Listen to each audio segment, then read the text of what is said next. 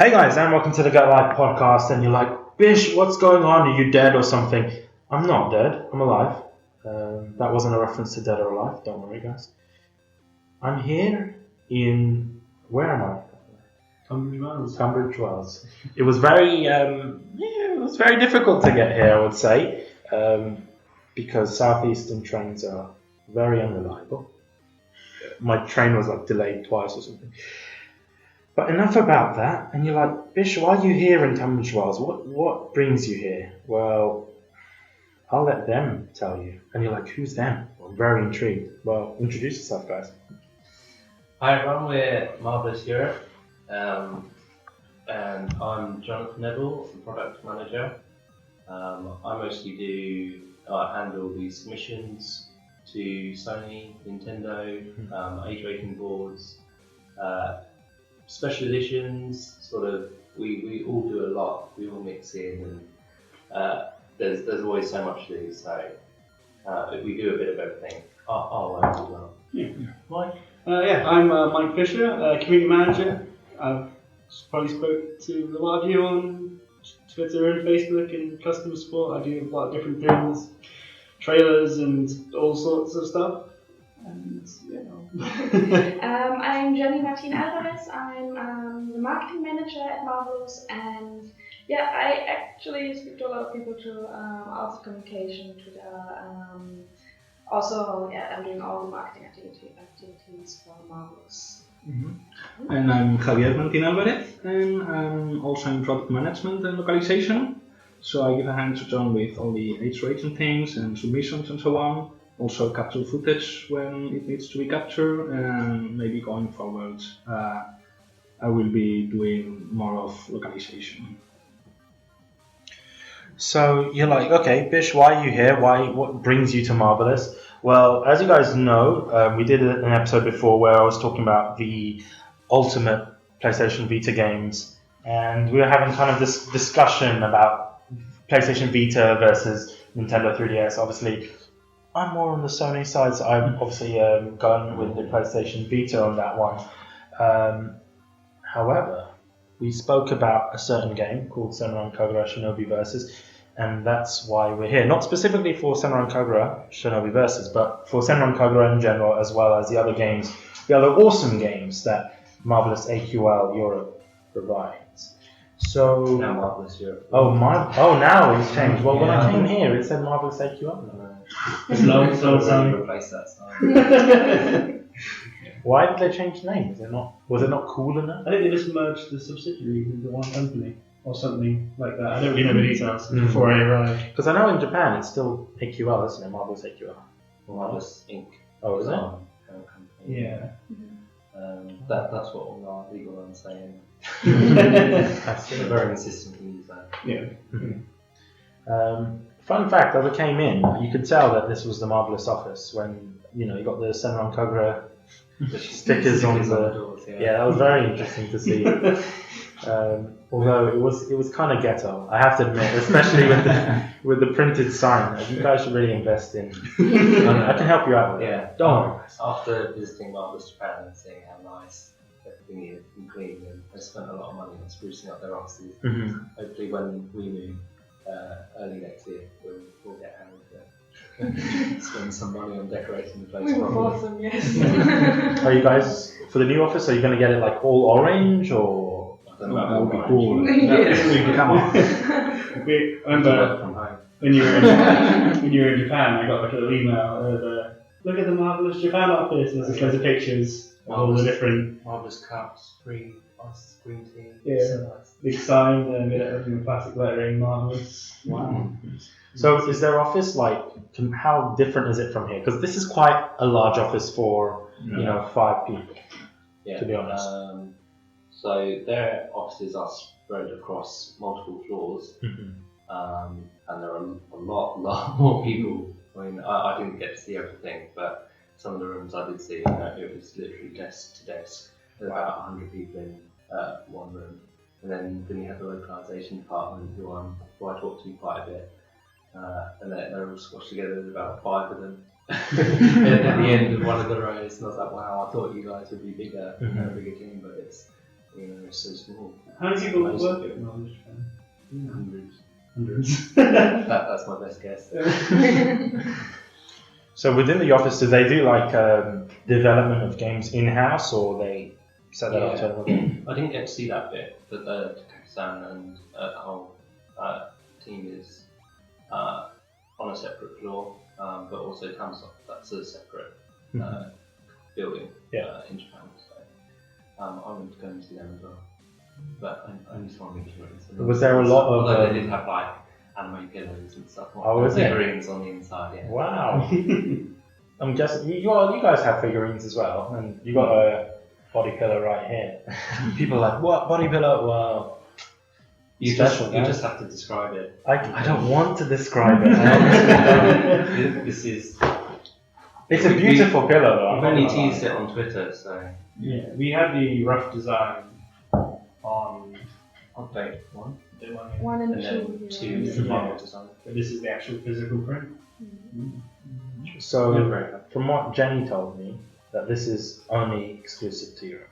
That's Yeah. correct. Yes. Yeah. And for Estival Versus, just to get that. Mm-hmm. That's straight. So no one else Nope. in Japan or America or anything like that can get this. Only Europeans. That's right. As it stands at the moment. So so when I was thinking about special editions for EB,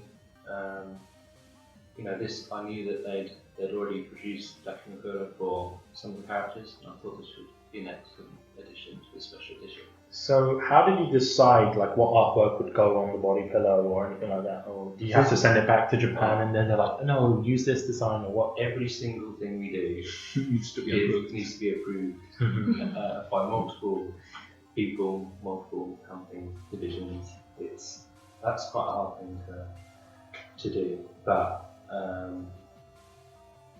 we in this case we agonise over which characters to choose for ages, and that was one of the hardest bits, I think. Months-long process. To start off, we were thinking maybe just new characters, promoting EB, but then some of the old characters, fan favourites, and we really couldn't decide, so we put it to the community in the end. We did 2 polls. Yeah. The first poll ended up deciding the front, and we were very wary of the results because it wasn't as predicted that poll.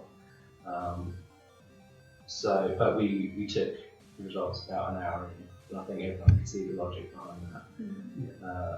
And everyone seems to be quite happy, as are we. The designs turned out great. We weren't originally going to choose both these characters for this front design. It was after some discussion and seeing one of the pillars, we were like, we'll give this to Kaki and see what he can do with it. It was that kind of decision. Kaki's very much led, very much for community involvement, and he wanted to know who the favourite characters were for Europe, and this was the best way we could try and gauge that. We really wanted to have 2 characters on the front, and she said that Hikage and Katsuragi were favorited from the community. He immediately made us mock up, and we couldn't convince him to have only one. It was really nice. Yeah, no, we're very happy we ended up with Kage and Hikage. So, and luckily they're paired in the games as well, so that worked out very nicely. And then of course went on the back to show our support for the new game. Yeah, this was the second poll decided.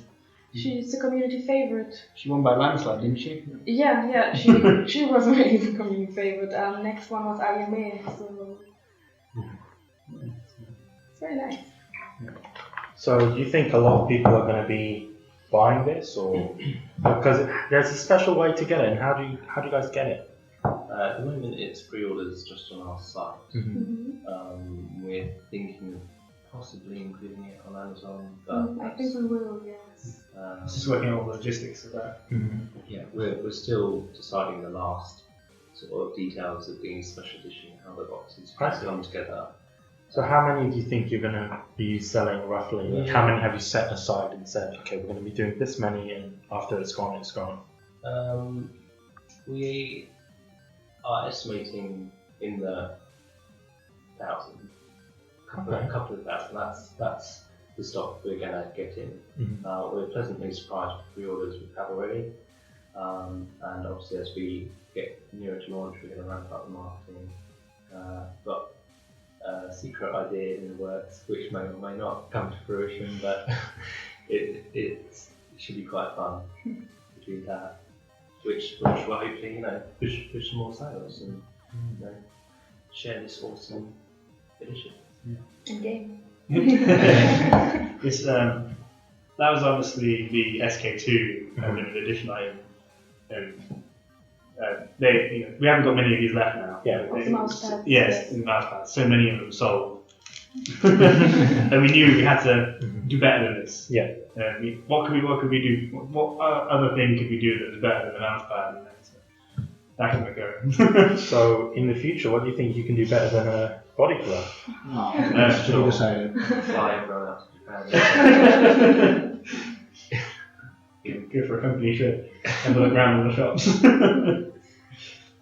So for people that don't know, because we just went straight in talking about Senran Kagura, what is the game about? Like, if you were to describe it in your own words, how would you describe the game?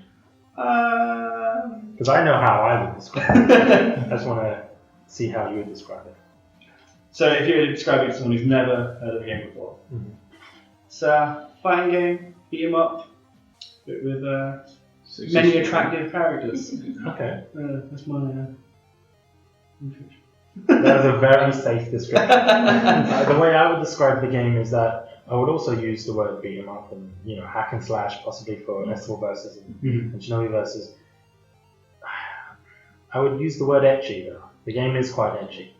There's a lot of focus on breasts and pants and whatnot, but it's kind of like an onion. You have to peel away the layers until you get to the core, and the core is quite sweet and it's quite. I don't know how to describe it. It's a really, really well-made game, and don't let the tits put you off, because I know a lot of people would be very afraid, like I was at the beginning when I was like, no, I can't play this game, because it's too much sexuality, too much like sexualized nature within the game, and that does put people off. But the game does have a solid storyline, and it does get emotional at times, especially with Katsugagi's story. And there's characters that you hate at the beginning, but then you love towards the end, and it is very hilarious as well. Interesting story. We had SK2 at London Anime Convention, and we were next to a group of indies, and it's funny because at first they were like, "Whoa, what's all this?" And then by the end of the 2-day show, they're like every now and again coming along and playing it. I remember one kid running off to play with some of the indie games, and his dad was just playing SK2 for like half an hour. It's funny just to see, people's perceptions change as they play it. Yeah, Senran Kagura once.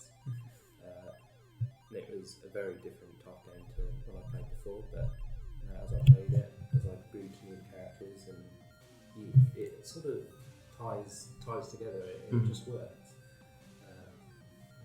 A lot of people on the Gamescom, they were shocked at the beginning, but they were captivated at the end of the game, laughing and having fun.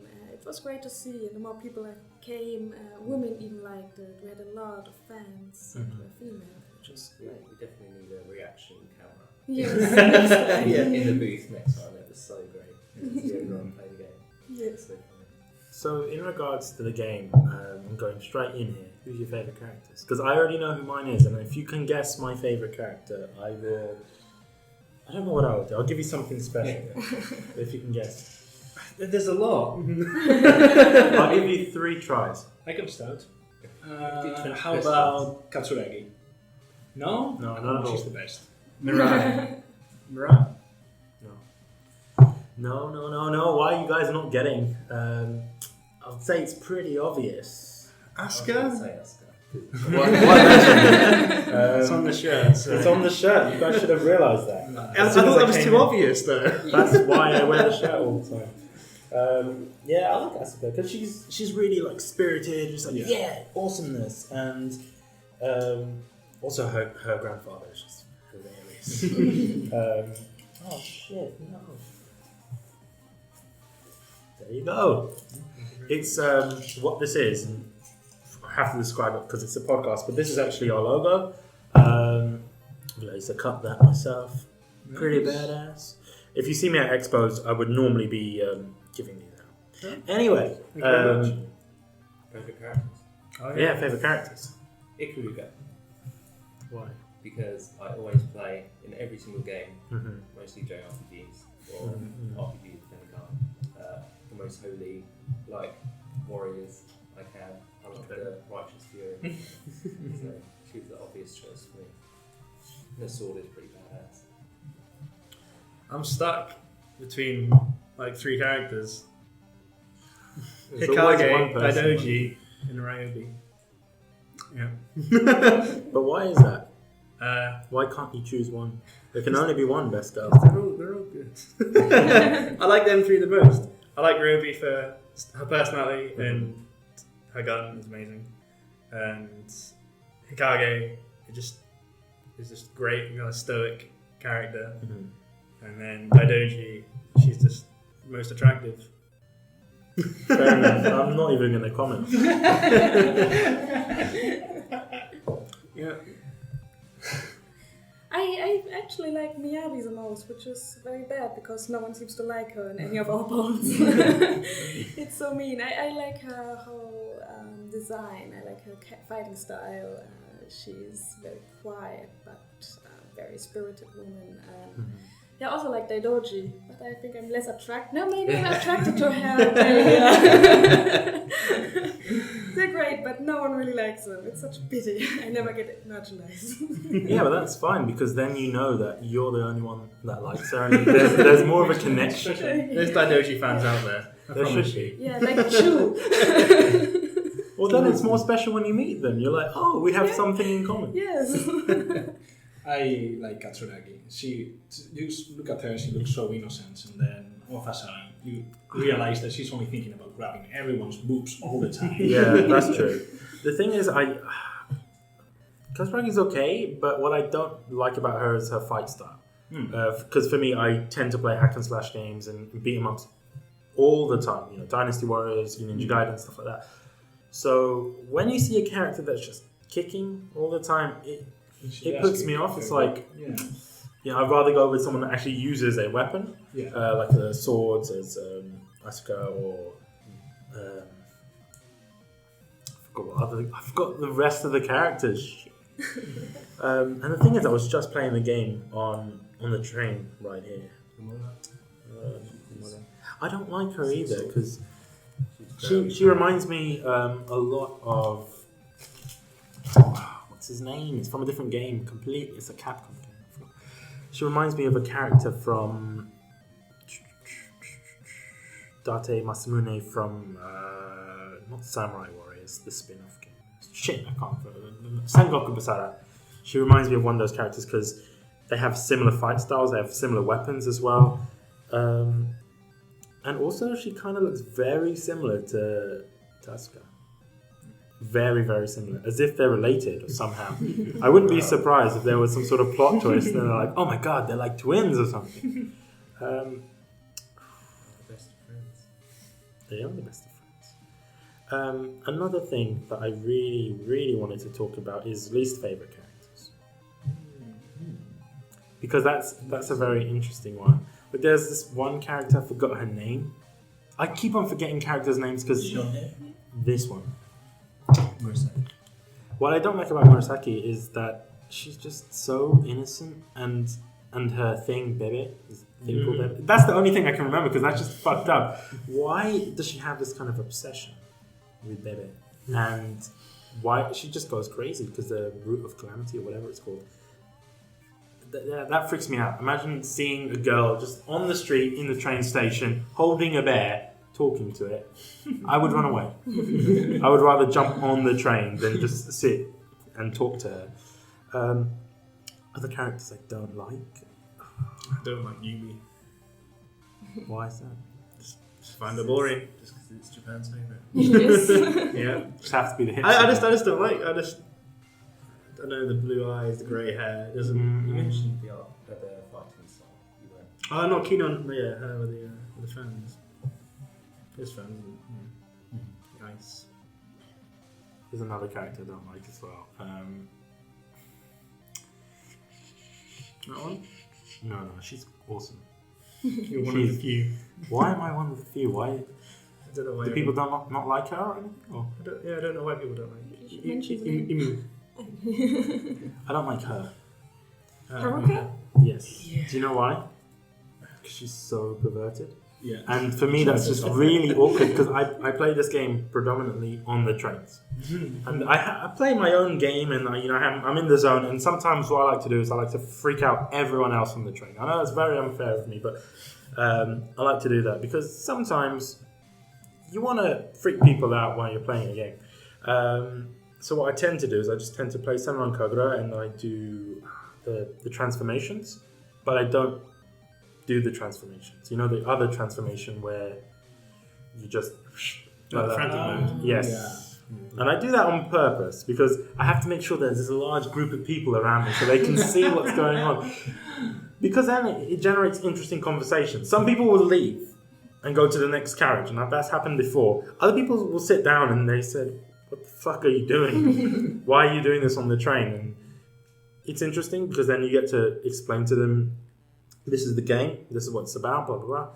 And some people have actually gone and bought the game, which is very interesting. Not many, though. So my sort of experiments aren't working, and yeah. It's actually very interesting. Haruka is one of the American favorites. I can Whereas tell. in Europe we have Hikage, and in Japan it's Yumi. And Europe doesn't like really Yumi and Haruka.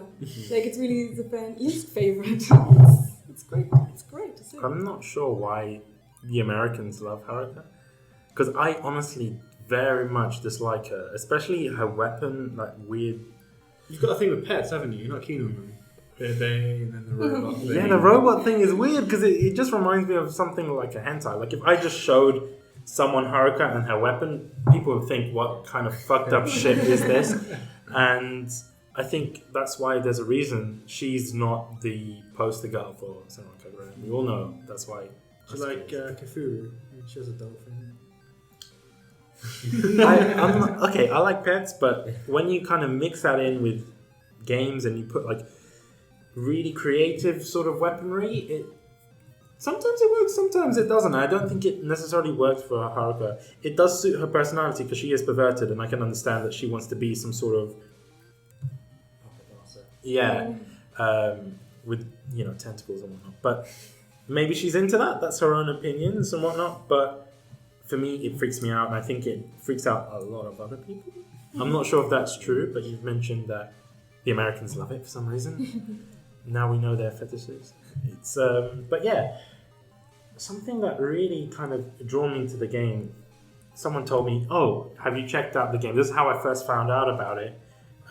Someone told me to play Bon Appetit first, and Good first game. Interesting. Very independent. that was very interesting. But then I don't know. I didn't know what to say to that because I understand it is kind of a funny game and whatnot. It's a good game and whatnot, but I didn't really get into it. Yeah, You see what I mean? It's not. more of a spin-off. It's more of a spin-off, and I understand it's for people that enjoy the Shinobi Versus and they want to get more of it, more story, more jokes and whatnot. Another thing I like about Bon Appetit is something that I have to mention is that DLC crosses over. Am I correct? Like Yes. costumes and things like that, which you don't really see in a lot of spin-off games. And it's nice that you guys do that and just give people the chance to enjoy the DLC across multiple games. Now, why Asuka's your favourite character? It's Oh, why is 'cause that? the first time you played Bon Appetit, it's the first level you play as Asuka and you win and she's covered in cream. No comment. No comment at all. If you win. Even within, it's kind of weird. Like there's a lot of jokes within the game, especially with the granddad's famous sushi rolls and stuff like that. Because cream inside a sushi roll, I've never sort of heard that before, and especially once you finish her. Oh, what's it called? The soup dish. No, I'm talking about within Shinobi Versus where you have the character character storyline. arcs. Yeah. When you finish that, you get this kind of piece of artwork where it's just all the girls covered in cream, and it's like, what the hell? This doesn't make any sense at all. But it's interesting. It's very interesting. And this is something that I've kind of mentioned before. Yes, we do talk about the game is very sexualized and there are a lot of jokes, but at the end of the day, it is a good game and it will kind of get you in the feels. Like, it got me in the feels, especially with Katsuragi's story and a lot of other characters. So that's why I can respect Katsuragi. But before, at the beginning, I was like, oh man, I'm such a bitch. I don't like her. And then once I played her story, I was like, whoa, I feel so depressed and I feel so like sad because of her parents and whatnot. That kind of really upset me. But yeah, you can tell that I'm really, really into this game, and I think if you guys like it, you can go and buy it right now because it's got my seal of approval.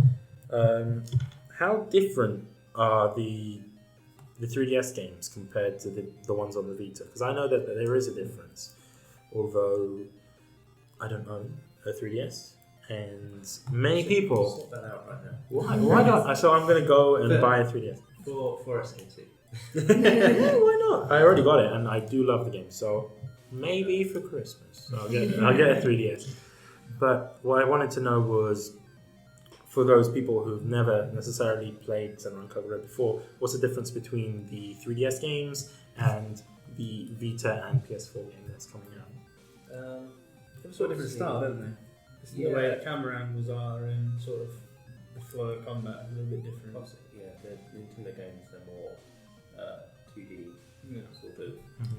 Like I say, 2.5. Yeah, they've got the depth in the background that you can run. SK2 has a bit more depth than the first one, making it a bit more like Shinobi Versus. But I always feel the Nintendo ones, the story is a bit more tightly controlled, and it's probably considered, I don't know, better in some ways. Mm-hmm. That's my preference. I don't know whether it's just because I'm a Nintendo guy anyway, mostly. But I prefer those games. I like the style of Estival Versus, just the sort of kind of, almost sort of over the shoulder camera. I don't know if that's because I play Ryobi quite a lot. Yeah, and the series is evolving, so it seems like they've taken everything they've learned from SK2 and Shinobi Versus, and then Estival Versus is now like even better on a bigger platform. So do the storylines link between the games? Like, if I'm going to be first time, I'm going to be playing Estival Versus, would I need to have played the previous games to actually understand what's going on? Or? I don't think you would need to play the previous games, no. Each game has like arcs and stuff, character arcs. Estival Versus is definitely its own sort of, I won't spoil the story too much, but it can be considered its own thing. You sort of walk to this desert island, and they don't even know what's going on, so it's up to you to find out what's going on. But obviously, having played the previous games, you understand the personalities and you understand why people act the way they do and things like that. But I wouldn't say it's the same. And in regards to Estival Versus, because it's the next game in the line in terms of, it's the third PlayStation Vita game of the franchise. So once again, the DLC crossover, or it's completely different sets of DLCs? We're just figuring that out right now, but it is cross-buy. Mm-hmm. So if you buy on PS4, you'll also unlock it on Vita. Yeah. If you buy on Vita, you'll unlock PS4. We hope to cover DLC in an upcoming update. As well. So we really want to get that news out there. So people understand the scheduling of DLC, what's coming when, so they can prepare for launch, prepare their wallets. I see. The thing is with Estival Versus, what attracts me to the game is the fact that it is a PS4 game, and there isn't many sort of games like this, like hack and slash, because to be honest, the genre is dying. I'll be honest with you, especially with games that are just being churned out every year. I don't want to name and shame companies, but you guys probably, I'll tell you after the recording. Companies just churning like kind of like Call of Duties basically of Japan. Just games like Dynasty Warrior. Oh, I've just said it. Dynasty Warrior just being churned out a new game every year, and it does get a bit annoying, and it does kind of devalue hack and slash, and that's why people don't necessarily get attracted to hack and slash anymore, because that was back in the PS2 days and whatnot. But this game is very interesting because, you know, what a better way to attract people to hack and slash other than, you know, attractive looking characters, because that's the first thing people are going to see. They're going to be like, whoa, boobs, you know, that's the first thing. And I think there might be a slight revival with sort of good hack and slash games in terms of Dragon Quest Heroes, Hyrule Warriors. The thing is, that's the weird thing. It's like they're made by the same people that made Dynasty Warriors. Yeah, Dynasty Warriors is on like this downhill slope, which it's really odd actually. But there's a new Final Fantasy Dissidia game as well, which is for arcade. I'm pretty sure that's made by Koei Tecmo is making all of the hack and slash games now, which is it's really surprising. They're a lot more highly polished than their own IPs. Kind of. But when they're making games for other companies, like other publishers, like for instance, with One Piece and Namco Bandai, you can tell that game is really highly polished because they know that there's a big One Piece fan base, for instance, or with the Gundam games, it's a similar sort of thing. But when you have games like Dynasty Warriors, which aren't necessarily well known, there's not much people in the West that are. The game can get very buggy, at least from my experience. I recall reading a couple of years ago about how Dynasty Warriors fan base in Japan, a large number of it was sort of Japanese salarymen who would go home after work and just mindlessly murder thousands of people. It's sort of like I wouldn't be surprised because I don't know the truth of this article, but it's what I read. It was interesting to think of it. It is interesting, and I think it possibly might be true because these people, a lot of them kind of work in big office spaces, and there's a lot of pressure. I wouldn't say it's like your office space. You guys get quite a lot of space and you're in your own zones, but these people are like next to someone else, and they get a lot of pressure from, you know, upper people in work and whatnot. I wouldn't want to work in an environment like that. I used to work in probably not even double the size of this room, and there was like 40 people desk to desk. Wow. That was pretty big crowd. So as a team, do you guys play the games together? Like, do you have like Friday nights? It's like, this game, we're gonna play this game today, or do you guys do that? Like, have like some sort of bonding? We've done a couple of lunch times, you know, when we have time, and we play a lot of games in our own like personal time. So when I first get projects through, I want to know as much about it as quickly as possible. So I'll take it home, play it over a weekend, and then we all end up working on the games anyway. So we'll talk to each other about the game. The games always end up on someone's desk at some point in the project cycle. So we all do get to play them. In terms of like playing together, it's something would be good to do more, but we can't do much in office because our internet is very good. So but yeah, do something. No, Javier and John have been. Yeah, it's really time. Like we're so busy with 3 projects on the go. You know, there's only 4 of us really working on this at the same time.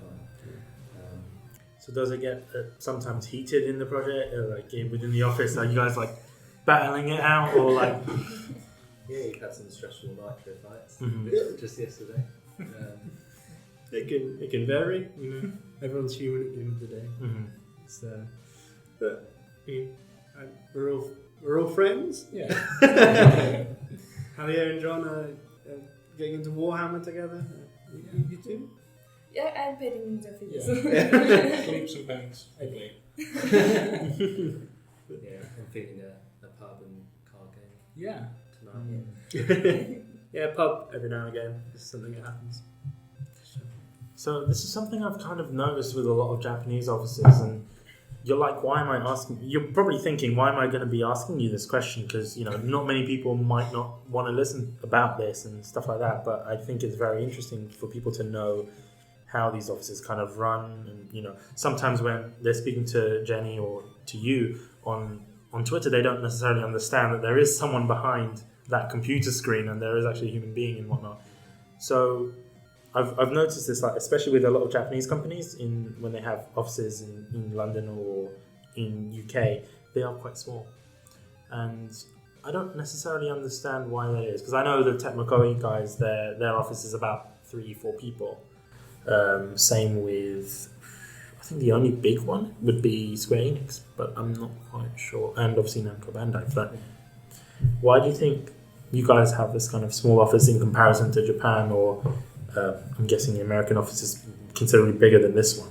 I think they're about 3 and 4 times. Yeah. I think a part of it. 5 people, but the games are very niche. There is a number of games, and I think the amount we bring to the Europe every year is sort of determined by how much we can do as a team. And right now we've got 3 projects going on at once, and it's proving quite the task to manage everything. So imagine that'd be like, until we get more people, that's as many as we can take on at a time. And then if we do expand, we'll take on more, expand again, take on more. And then you start having like little divisions of teams and things like that, I imagine. We are still relatively new as well. So, Yeah, we're more of a startup in that way. When we started out, it was mainly mobile games. Yeah. That's what we did. And then we shifted over to console. And that required, learning a whole new process. We've seen the team shrink and grow and shrink. So hopefully now we've got quite a stable core team here. We can just expand with hopefully the success of these games, and then we'll be able to do more hopefully. Seeing if we can localize to now I'm German, Javier Spanish. So Yeah, that's the we thing. can work Previously we haven't had in the office. So no, that's really great. So you mentioned localization now. So you guys do that in office as well, or? Well, Just not small. not just press releases and so on. We can take care of it. Small. We would like to do bigger things in the future. We work quite closely with Exceed and Marvelous USA. They're the ones that do this diligent translation of Japanese to English, and they do such a good job of it. And then we sort of can we have a build? But yeah, they're really nice guys, and They're always very quick to help us out. yeah. The thing is with Exceed, are they part of Marvelous or they're Yeah. separate? Yeah. Okay. So Marvelous Inc. bought Exceed, and they wanted to keep the name. That's how I see. understand it. Because they do quite a lot of things, and not necessarily Marvelous games as well. They publish a range of his titles. We have that option too. Okay. We published Alphadia Genesis on Steam. Worked with Japanese company called Kenko. They have done a lot of older stuff, and that was just sort of a trial. And More recently, Corpse Party. it's not a Marvelous title. It was with Mages or Fight TV. They're very, very cool office. So it was blue. Yeah. See, this is why you need to have the orange office. We're letting the team down. That's all I was saying after this. Just like this robots and stuff. Robots? What? Yeah, it's like a robot in the flight. I was busy distracted with something else whilst the lady was explaining it, but no, it was very cool. I'm not sure if it delivered to you or it was just a very cool I'm guessing you guys theory. don't have the budget for robots and stuff. That would be pretty badass. Try and get that linked up. Have you seen the Valkyrie drive? Link it up. Yes, look at ask the team in Japan now. Yeah. Next special edition. Yeah, next time you come.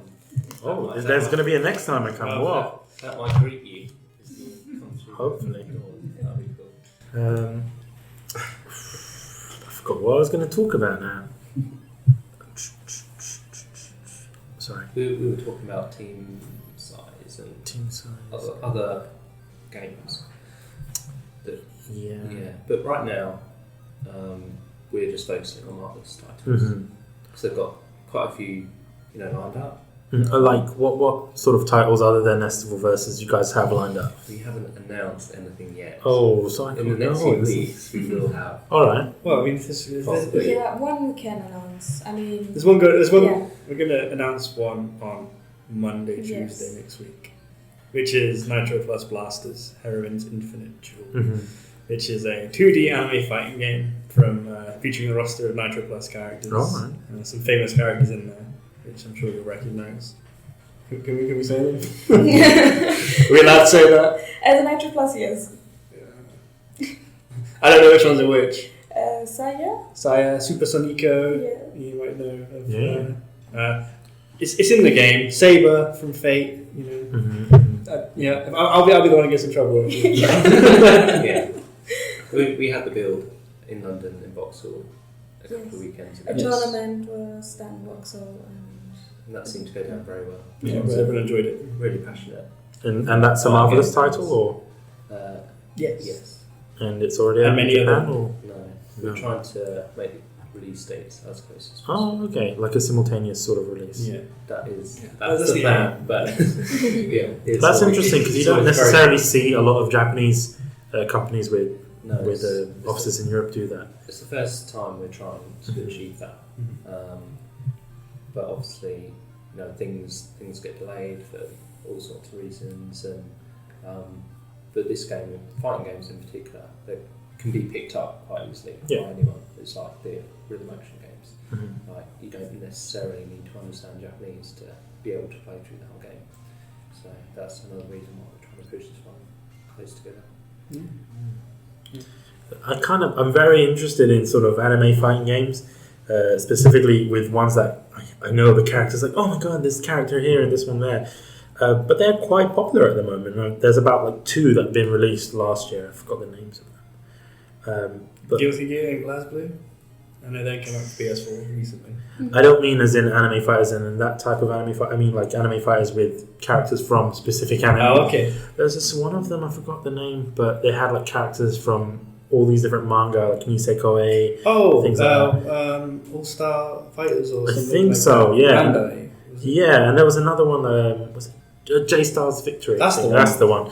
It has characters from Dragon Ball Z, Naruto and stuff like that. It's like putting 2 children in a room and they're like, yeah, okay, I'm going to be Goku. Yeah. You know what I mean? It's like having them just talk and have their imaginations. I would imagine that that's what they did in the Japanese offices. They just got 2 toddlers. I don't think toddlers would have watched Dragon Ball Z. But they got 2 kids and they just started talking and they just recorded what they said and it's like, okay, that's a game. I wish it happened. And sometimes you think that it does. It did in that circumstance. Maybe. I wouldn't be surprised actually, but that's what they don't want you to know.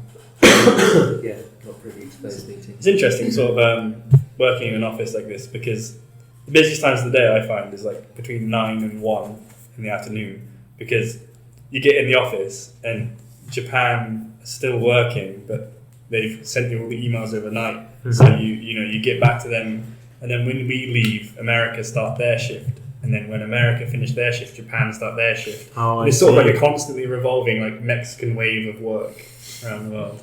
It's an interesting paradigm. Mm-hmm. So do you guys kind of rely on the other teams specifically for something, like if you needed help, you would contact America or Japan, or how that works? Because you mentioned that you always report back. You have to report back to Japan and tell them what's going on. Yeah, we have to get everything approved. And I've just learned over the time I've been here, just keep everyone in the loop, or especially the key people. We can't just go ahead and think, oh, this would be a great idea, let's just do it. Even though we wanted to do that many times. Yeah. So I mostly keep, we've got a product guy in Japan, we've got a more localization guy which deals with royalties and artwork and stuff like that. There's a lot that goes on behind the scenes that people probably don't even know is a thing that needs to be discussed. Constantly in contact, and then with Exceed as well. Normally talking to them every day as well through emails. Just what's the status on this? Have you got dates for this? And then they might ask us for a couple of things. We try and help each other out as much as possible. We are also working very much together to release titles both in America and Europe, mostly at the same time now, trying to schedule even our releases more or less, so that the whole Western world has one release instead of people having to ask, is it coming to Europe, is it coming to America? We want to avoid it, we want to give as much, we want to make it as clear as possible for everyone. Awesome. Because I do realise that the Americans have a different day of release. I think it's like a Tuesday or something, where they tend to release games, and in Europe it tends to be a Friday. I don't understand why Americans do that. They just like to piss about and just... Who would buy a game on a Tuesday? I don't know, I think it's something to do with their retail update dates or something. But we don't, us here at least, we don't sell into retail, so we can release on a Tuesday if we wanted to. Yeah, but why would you want to? Just to match America, make everyone happy. Everyone gets it 3 days early. Fair enough. We try and push the dates together as close as possible. Sometimes it's platform holders, like Nintendo or Sony, have a specific day. Alright. Day. Nintendo's on Thursdays, yeah. When the shop updates. So, sometimes it could be something like that. Other times we might just not be ready, or they might just not be ready. So yeah, but there's always something that comes up last minute. SK2 and Course Party have only been a few weeks apart, if I recall correctly. It wasn't like a major delay between the two or anything like that. No. And we aimed for parity and we sort of achieved it, which is nice. We aimed for the same thing with Nitro Plus, and that includes Japan as well, which is interesting. So one thing I wanted to know is that obviously you guys kind of control the social media side of things, Twitters and whatnot. I don't know how to explain it. It's quite interesting. You guys are quite creative, and we don't necessarily see that with a lot of companies. It tends to be like scheduled tweets, like this game is out, go buy it. But I've noticed the things that you guys did with Bon Appetit. Where did the idea come from? That I'll let Jenny take over. With Bon Appetit, which one? I forgot which one it was. I remember seeing someone have like this placemat, and they just put 2 steaks over. Oh right, so that was a collaboration with Rice Digital, I think. We just did it. It was a food like competition, like who can make a Senran Kagura plate of food, and we saw loads of grape and cheese. It'd be like two rice balls or a banana or things like that. So what was the most interesting and like funniest thing that you guys seen from that competition? From that competition? Because I know for me the steaks were like the first thing that kind of popped up into my mind. I remember seeing like cakes as well and things like that. I can't think of something specific. It was so long ago now. I've replaced all that mental data with new Senran Kagura data. I just remember them being, like really creative and really great, and they would like have chopsticks and like one was recreating the front of the game package, which that was quite clever to do. So how did you decide who won? Was it like the funniest or the most interesting? I think that was just left up to Rice. Oh, so it was a collaboration with them. I think they ranked it in order of 5. I think that's something they do. They decide just which one's the most creative, which one's the best. Hopefully we can have something similar for upcoming games. For sure, yeah, we are actually always looking out for doing some awesome competitions. We have very creative fans, cool ideas. We are also listening to feedback from the fans, even for our special editions, and it's really great. By the time it says that already happened, but we have a really cool Christmas thing coming up. Well, what's going on? It's an idea of Jenny and Javier. I'll let you explain. So we will have an advent calendar, so for 25 days we will make giveaways in whole December.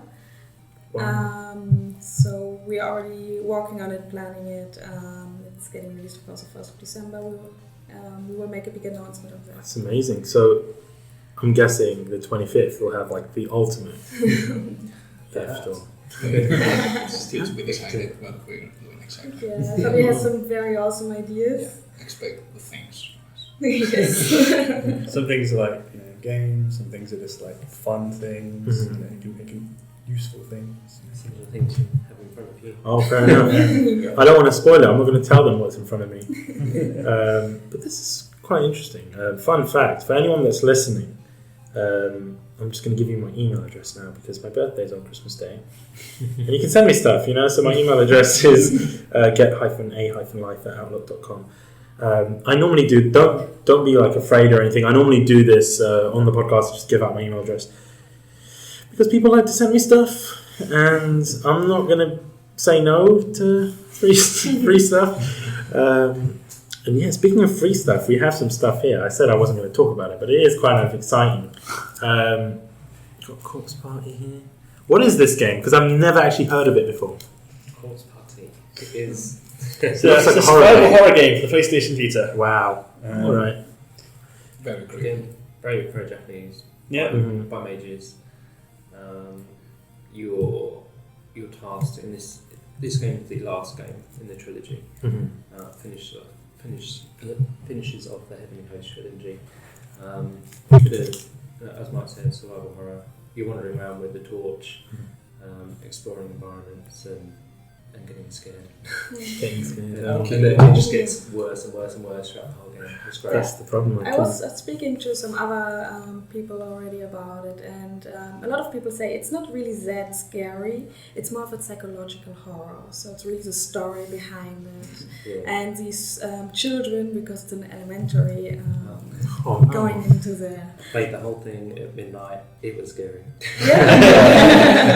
Headphones. Yeah, headphones. It's the perfect way to play it. You can see why some of the pictures. Yeah, it's, yeah. know, Like it's- this one, like what's amazing. going on here? I mean, that anime is known I for don't think we being want to know. particularly gruesome. Yeah. Uh, there's an anime. yeah, all the characters. Was there really any fine. sort of difficulties bringing this overseas? No. We No. got rated the Peggy 18 and that was it. I Yeah, see. obviously the age ratings decide what rating it should be, Mhm. and we're quite happy with that. We can argue it. To be honest, like this for me, you know, you see such cute characters, and then you turn the page and you're like, whoa! It's kind of, I don't know how to explain this. Like the artwork looks beautiful, just from what I'm seeing here, but I don't know how to explain it like this. Like what the hell? Yeah, I won't talk about that bit. That would spoil the story. It would spoil the story, alright. But the thing is, for me, I'm not really a big fan of horror games, and the reason I say that is because I get scared really easily. But I'll give this a try, especially. Yeah, give it a try. I will, obviously. But if anything happens, or if I'm just like messed up, it's on you guys.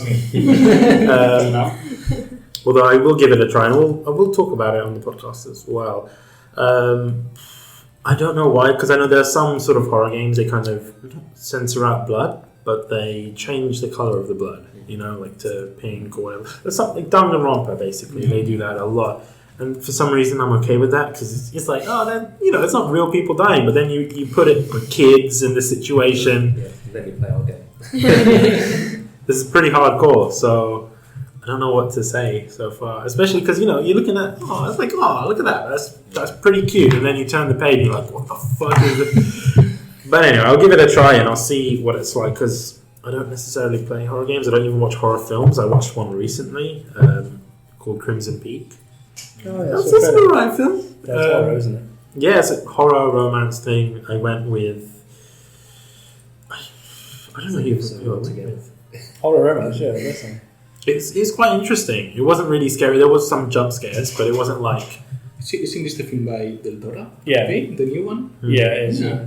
Whenever I see his name, I just remember what PT is now. It makes me sad. I'm trying to remember what we can talk about. What can we talk about? So what are you guys playing at the moment? Like, let's forget about Marvelous and talk about you guys and what kind of games you guys play. JRPGs and RPGs in general. As I've said, recently just played through Torchlight 2. It's been in my background for years. Massive Diablo fan. So you know, spend a lot of time in Diablo 2, Diablo 3. Bounce between the two. And I've just started Path of Exile again. So that's what I'm currently playing. Waiting for Xenoblade Chronicles X. That's Interesting. in my pre-order Yeah, so. basket for a while. Last night, me and John had some co-op on Star Wars Battlefront. That was nice. Star Wars fan. That was pleasantly surprised. Yeah, I Yeah, enjoy Star Wars. I've always been a fan. it needs to be played on a massive TV. It does, yeah. Massive sound system. Yeah, To truly appreciate yeah. half as it was meant to be. I used to be a big fan of JRPGs. Like my favourite of last gen was Lost Odyssey 360. But I don't do too well with big long games these days. I'm worried about Xenoblade because I really want to get into it, But I play so much Fantasy 14, which is the MMO, that I don't have time for much else. And I really like the episodic games that do it, but as long as they're good. Like Life is Strange, I recently played through that, and that was really good. I enjoyed every moment of that. But yeah, other than Fantasy 14 and the occasional game on the side, there's not much else that I play. I love also JRPGs very much, like Star Ocean and Secret of Mana, which is quite old. I also like Civilization, Anno games. I play a lot of mixtures. I played Battlefield with Javier, which was very fun. Actually playing with Javier very often. But yeah, what my favorite game is actually something from Marvel, and that's Harvest Moon / Story of Seasons. Yeah. Reason why I really love our company. I play a little bit of everything really. It depends on, I don't know, the particular itch that I have that week. So I love RPGs, both JRPGs and Western. I loved Demon Survivor for DS. It's one of my favorite games. That's a good game. It's excellent. I was just blown away by it. Right now I'm playing a lot of Vermintide on PC, which is like Left 4 Dead with Skaven, which is amazing. And yeah, a lot of other RPG games, 4X, strategy, first-person shooters, you name it. Just depends. And I'm not sure, I've already mentioned what games I like. I'm really into hack and slash games. You guys, if you're listening to the podcast, you probably already know, so I'm just going to keep this short. Hack and slash games, Japanese games in general, weird obscure games, you know those Japanese games that people kind of look at you and are like, what the hell is he playing? What's he doing? Kind of like Akiba Strip, anything. I bought that recently. That's a good game. It's really play good. It. It's amazing. I've got a PS4, enjoying it a lot. Yeah, it's super interesting, and there are certain things I think you can access on the PS4 version that you can't access. You really have to be sort of knowledgeable and engrossed in that culture to get a lot of the content in that game and the jokes. Yeah, there's a lot of jokes that you need to be an otaku to understand completely. But it's a nice game because you get an accurate representation of Akihabara. Like there's some buildings that are still there. And like when I went to Japan recently, I wanted to go to Akihabara. Just that was the one day I had off. I spent the whole day there. Oh, in every single shop. Oh, was it interesting? Oh yeah. Did you go Super Potato? Please tell me you did. Yeah, went there. Did you buy anything? The retro store, right? Yeah. Yeah, I bought loads of snacks. You go to a retro store to buy snacks? Oh. Well, no, I only have so much space in luggage, and I bought 2 huge Monster Hunter figurines, and I could barely fit anything else. That's why you as buy well as another suitcase. Stuff. Oh yeah, I could have done that. Paid it. I was on a budget. Just bought a house. Yeah. But Akiba Strip is totally modelled off that. And playing the game, I can walk around and be like, oh yeah, went there. And what I like about the game is that they actually keep the store's names the same. And the flyers as well. Yeah, the flyers. And they have like the Sega building. Everything is just the same, which is very weird because you wouldn't necessarily imagine. A licensing. Yeah, there's a licensing issue there, but I know they had a lot of trouble doing that. It's like I saw some comparison pictures the other day of Fallout 4 and like actual places in Boston. It's interesting. It makes me just want like a Fallout game in London. So I got this before. Something other than America. Good. Yeah, it's cool. But sometimes it distracts in games, but sometimes it just works. Yeah, it needs to be like contextually done. Yeah, exactly.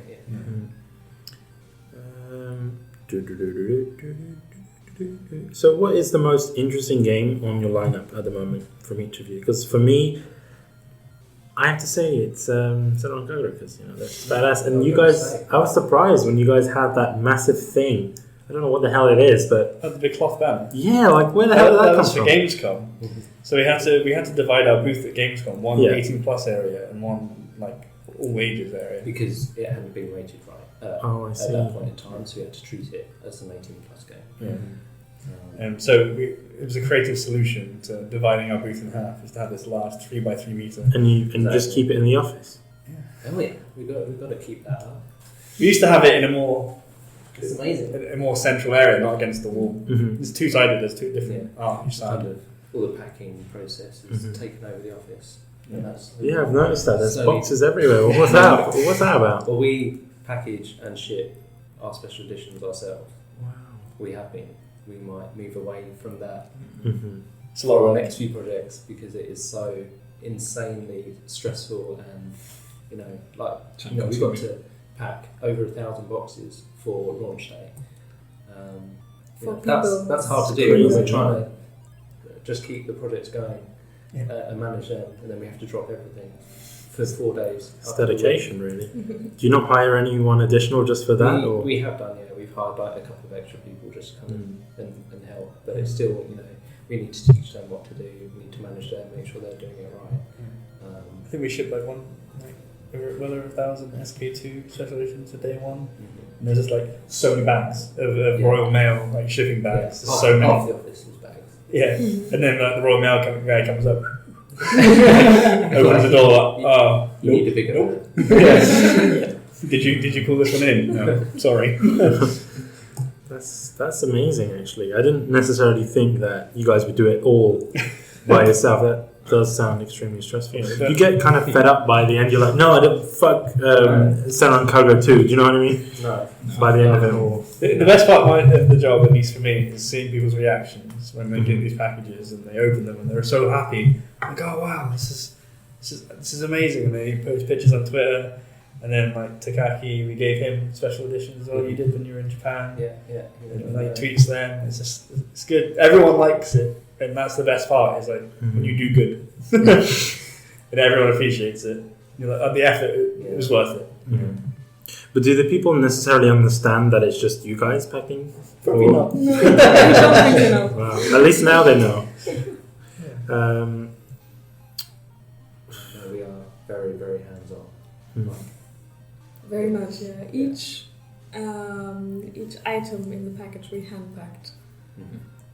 And like the artwork, Yeah. and the case and stuff. Obviously, the art comes from Japan, but we have to put it together, send it off to the printing house. And, So do you get them printed in the UK or? special items like the mousepad and Dakimakura, they'll come outside the UK. But yeah, we've got someone here that prints, books and cards and things like that. Yeah, I don't know if you have And obviously the games, they come from Nintendo or Sony. So. They just come as like when you order a special edition print. It just comes as a flat piece of cardboard. Yeah. And you have to like pop it out, Wow. fold it up, fold all the corners, do the inserts. So what if you cocked it up? Then that's what you have. You have a backup of replacement units, Mm-hmm. at least 10% in case. Like we had a couple of things where people are like, I've got a poster, and I haven't bought one. I was like, I haven't got a poster, and I was like, double check because the poster's white and the box is white. It might be at the bottom. I got email back. I found it. It was at the bottom. And it's quite a funny thing. It's good. Well, it's a lot of work, but it's worth it. So with this body pillow, who's using it at the moment? Or is it just in the office? This is just a sample we got arrived the other day. I see. So this just came in? Yeah. Yeah, and this is I've got one ready to ship out to Japan for final approval, and then we'll look at placing a sizable order. yeah. That'll be sort of like we'll look at all our pre-order numbers, estimates for the future, and go. Yeah, we want this many. So which special edition would you get this? With two, the Bonkers edition, Yeah. and the God, SSSS and SS edition. the acronym. It's. No, Can you even remember? Don't even try it. It's Shinobi Slippery Splash and Spray Special Sports Special edition. Yeah, but they're already gone, so I don't know. Yeah, you shouldn't really mention that one. Yeah, they're sold out. Yeah, because they came with 2 sets of figurines, which we got some leftovers from Japan. Just firing out emails. Can we have this? How many have you got? Can you send them over? Wow.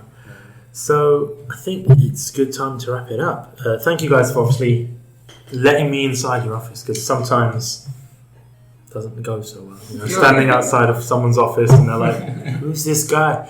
That's why I wore the Senran Kagura shirt today, just in case. Just in case people didn't think I was weird. But yeah, thank you guys obviously for letting me in the office and this cool stuff. You guys, if you're listening, I'm not going to tell you what it is until the episode comes out. Thanks for coming as well. We appreciate you putting in the time. You're making me blush now. But yeah, hope you guys have enjoyed this episode. Remember, guys, we're also doing a special crossover episode on our anime podcast, and we'll be talking about Senran Kagura, the animation. Woo! Anyway, thank you. Thank you. Thanks. Cheers.